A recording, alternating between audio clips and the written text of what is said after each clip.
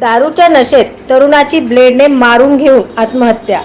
पाच्यापेठ येथील राहुल गांधी झोपडपट्टीत राहणाऱ्या तरुणाने दारूच्या नशेमध्ये हातावर ब्लेडने मारून घेऊन आत्महत्या केल्याची घटना घडली आहे। इरफान यासीन शेख वय वर्ष 32 असे आत्महत्या केलेल्या तरुणाचे नाव आहे।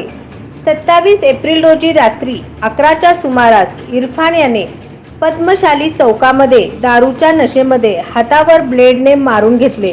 त्यात तो गंभीर जखमी झाला। त्याला उपचारासाठी बहीण समीना शेख यांनी शासकीय रुग्णालयात दाखल केले, परंतु उपचार चालू असताना इरफान याचा मृत्यू झाला। या घटनेची प्राथमिक नोंद सिव्हिल पोलीस चौकीत झाली आहे।